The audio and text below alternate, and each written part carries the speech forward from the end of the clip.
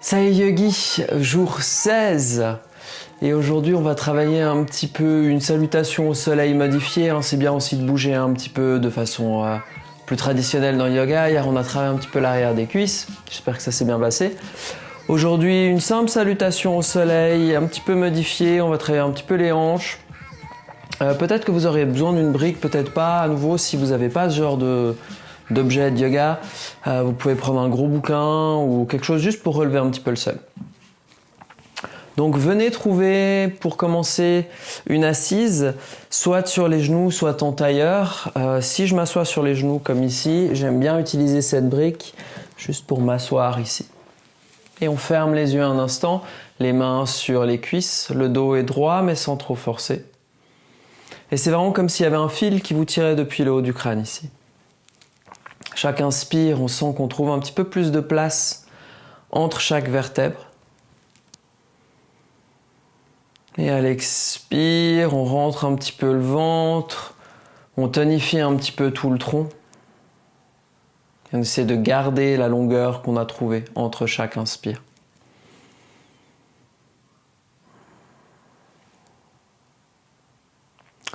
Depuis cette posture, que vous soyez en tailleur ou bien sur les genoux, on va trouver un 4 pattes simplement. Donc venez vous asseoir. Pardon. Venez à 4 pattes, donc pas vous asseoir. Les mains largeur des épaules, les genoux largeur des hanches. Et les genoux et les hanches sont sur une même ligne. Pareil pour les épaules et les mains. Le dos est droit. On va prendre quelques chavages. Vous commencez à avoir l'habitude. Depuis ici, vous pressez les pieds au sol. Vous inspirez, vous levez le coccyx. Vous regardez légèrement vers l'avant, vous portez le cœur vers l'avant. Et quand vous expirez, on presse depuis les pieds, on descend le coccyx vers le bas, on rentre le ventre, on regarde en direction de la poitrine. Inspirez de l'autre côté, on lève le coccyx, on fait fondre le ventre. Et n'oubliez pas de bien presser les mains au sol ici, de porter le cœur vers l'avant, les fesses vers l'arrière. Et quand on expire, on presse d'abord les pieds, on peut descendre depuis les pieds, on descend ensuite le coccyx, ensuite on rentre le ventre, ensuite on regarde en direction du nombril. Inspirez le cœur vers l'avant, on lève le coccyx, porte le cœur vers l'avant.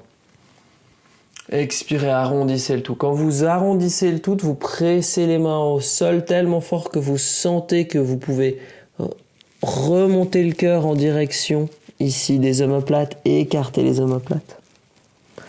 Encore une fois, inspirez, regardez vers l'avant. Expirez, arrondissez le tout.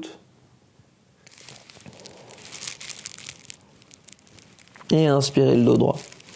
Maintenant, un petit peu réveiller les poignets. Pour ça, on va partir un petit peu sur la gauche avec les épaules, puis vers l'avant, faire des cercles. Finalement, on garde les bras bien tendus, les mains qui sont bien appuyées contre le tapis. Et simplement, vous allez bouger un petit peu ici, peut-être faire quelques cercles d'un côté, puis de l'autre. Vraiment juste histoire de sentir que les poignets travaillent ici un petit peu, qu'on trouve un petit peu plus de flexibilité. C'est aussi pour les protéger après.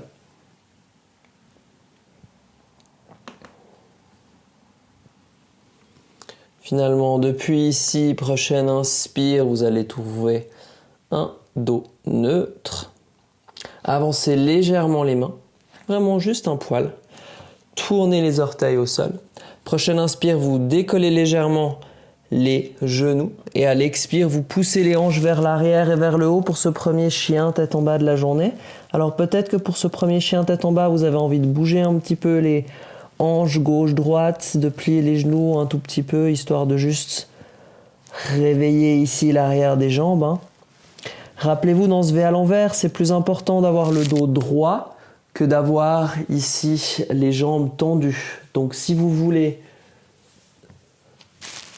plier les genoux le plus que vous pouvez, vous le pliez. Et le dos est le plus droit possible. Toujours en train de se dire qu'on pousse les hanches vers l'arrière et vers le haut. Depuis ici, depuis ce chien tête en bas, ce que vous allez faire, c'est regarder vers l'avant. Et à la prochaine expire, vous allez placer le pied droit à l'extérieur de la main droite. Le genou gauche au sol, ici. Venez sur le bout des doigts de la main et avancez et reculez un petit peu les hanches ici, de façon assez organique. Vous pouvez toujours doubler le tapis au niveau du genou gauche si ça vous fait mal. La seule chose que je vous demande de faire attention, c'est que les orteils du pied droit et le genou droit pointent dans la même direction. Essayez de garder le dos plus ou moins droit et plutôt de regarder en direction du tapis, essayez vraiment de regarder vers l'avant.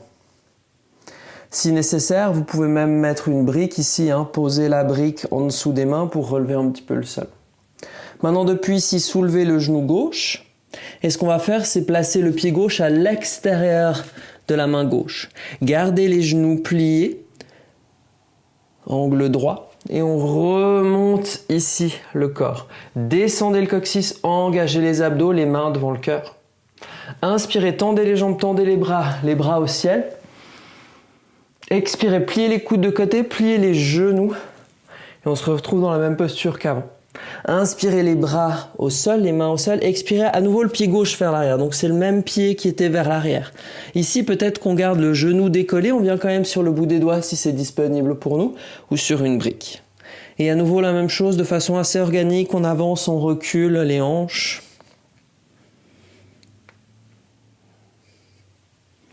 Puis on presse les mains au sol. Et on vient placer le pied droit vers l'arrière.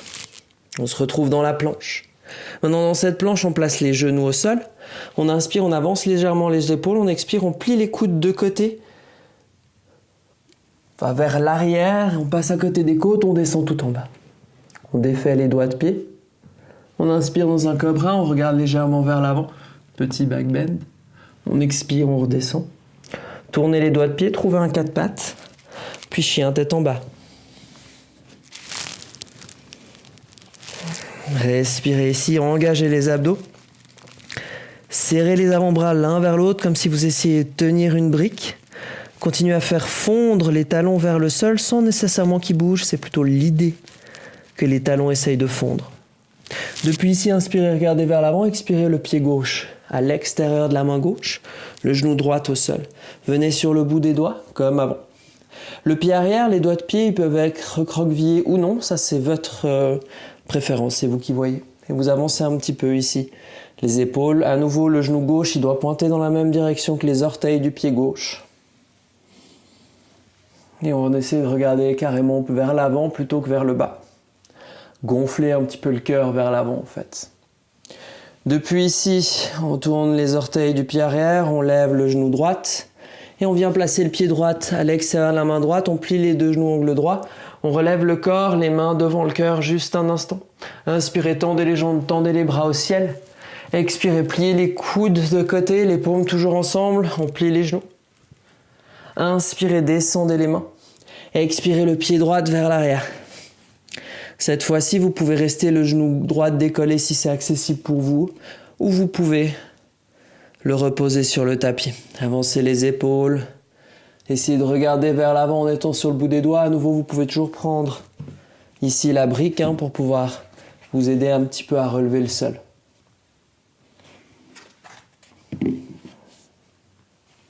Depuis ici, mettez les mains sur le tapis. Pied gauche vers l'arrière.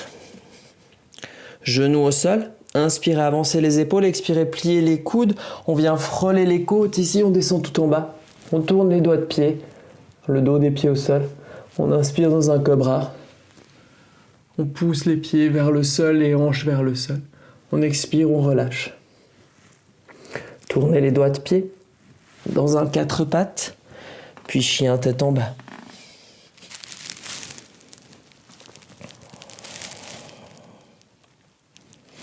Depuis ici, on regarde vers l'avant, on inspire, on expire.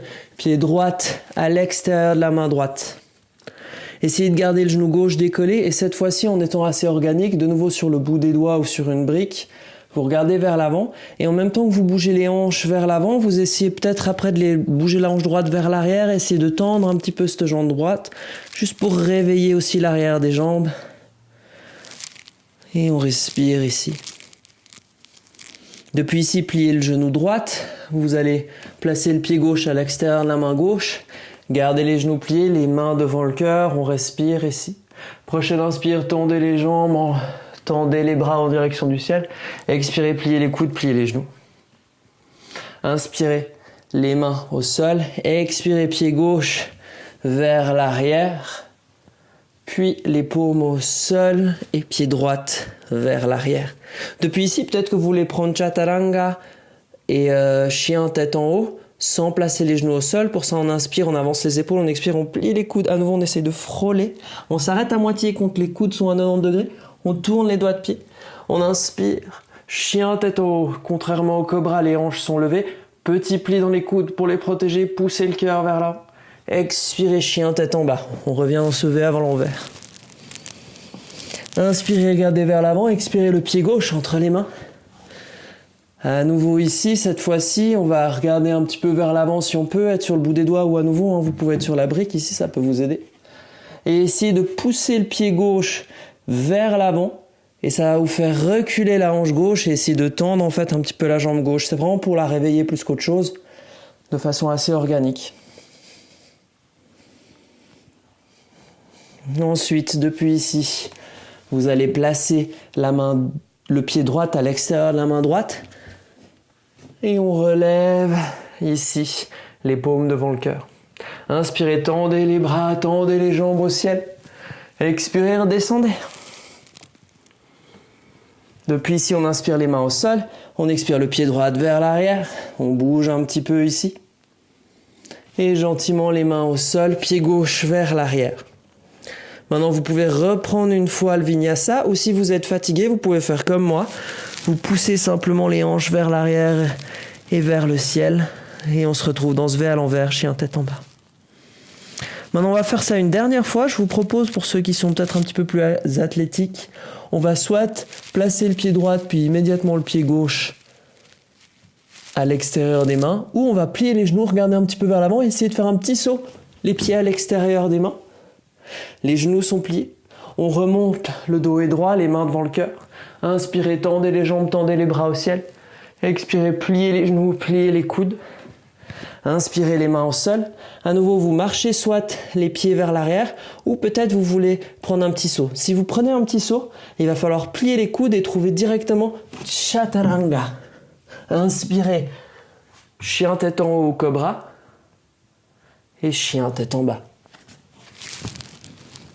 Depuis ce chien tête en bas, vous pliez les genoux au sol, les pieds ensemble, les genoux bien écartés. Et on vient descendre dans la posture de l'enfant, peut-être les mains le long du corps. Et vous respirez.